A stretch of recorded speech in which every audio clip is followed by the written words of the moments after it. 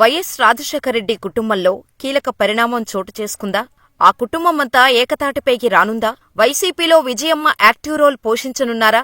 అందుకు తెరవెనుక ప్రయత్నాలు జరుగుతున్నాయా అంటే అవుననే సమాధానం వినిపిస్తోంది. కాంగ్రెస్ పార్టీ ఏపీ మాజీ చీఫ్ సాకే శైలజానాథ్ వైఎస్సార్ కాంగ్రెస్ పార్టీలో చేరిన సంగతి తెలిసిందే. వైఎస్ రాజశేఖరరెడ్డి ప్రోత్సాహంతో ఆయన రాజకీయాల్లోకి వచ్చారు. అటువంటి వ్యక్తి ఇప్పుడు సరికొత్త డిమాండును తెరపైకి తెచ్చారు. వైఎస్సార్ కాంగ్రెస్ పార్టీ సారథ్య బాధ్యతలను విజయమ్మ తీసుకోవాలని కోరారు. వైఎస్సార్ కుటుంబ అభిమానులుగా అన్నాచెల్లెళ్ల మధ్య విభేదాలు ఉండకూడదు అని తాము కోరుకుంటున్నట్టుగా చెప్పుకొచ్చారు. కొద్ది రోజుల కిందట వైఎస్సార్ కాంగ్రెస్ పార్టీలో చేరిన శైలజానాథ్ ఈ కీలక వ్యాఖ్యలు చేశారు. దీంతో ఇది హాట్ టాపిక్ అవుతోంది. తెర వెనుక ఏదో జరుగుతోందన్న అనుమానాలు బలపడుతున్నాయి. ఈ ఎన్నికల్లో వైఎస్సార్ కుటుంబంలో చీలిక వైఎస్సార్ కాంగ్రెస్ పార్టీకి, జగన్మోహన్ రెడ్డికి ఇబ్బందికరంగా మారింది.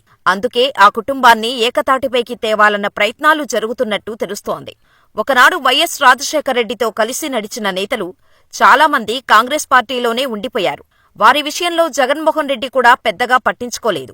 అదే సమయంలో కొత్తవారిని చేరదీసి పదవులు ఇచ్చారు. కానీ గత 5 ఏళ్లుగా కీలక పదవులు దక్కినవారు సైతం ఇప్పుడు జగన్మోహన్ రెడ్డిని విడిచిపెట్టి బయటకు వెళ్తున్నారు. ఈ క్రమంలో జగన్మోహన్ రెడ్డికి తండ్రి సన్నిహితులు కనిపిస్తున్నారు. వారిని ఆశ్రయిస్తుండటంతో వారు కొత్త షరతులు పెడుతున్నట్టు తెలుస్తోంది. కుటుంబమంతా ఏకతాటిపైకి వస్తేనే తాము వైసీపీలో చేరుతామని చెబుతున్నట్టు సమాచారం. అందుకే జగన్మోహన్ రెడ్డి సైతం పునరాలోచనలో పడినట్టు తెలుస్తోంది.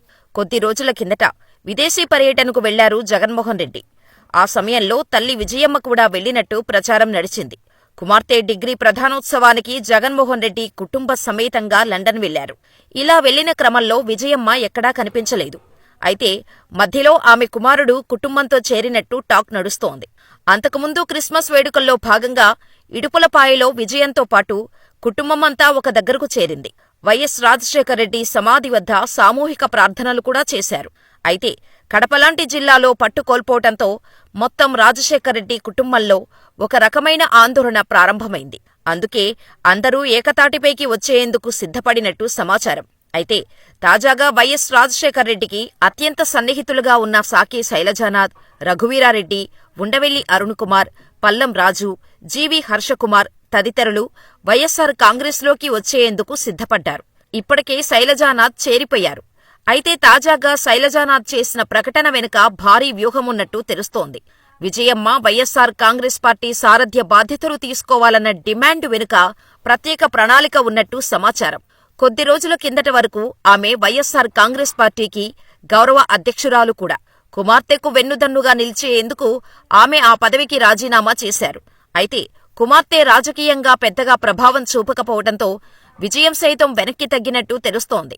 త్వరలో విజయమ్మకు వైఎస్సార్ కాంగ్రెస్ పార్టీలో కీలక బాధ్యతలు ఇస్తున్నట్టు సమాచారం. మరి ఏం జరుగుతుందో చూడాలి.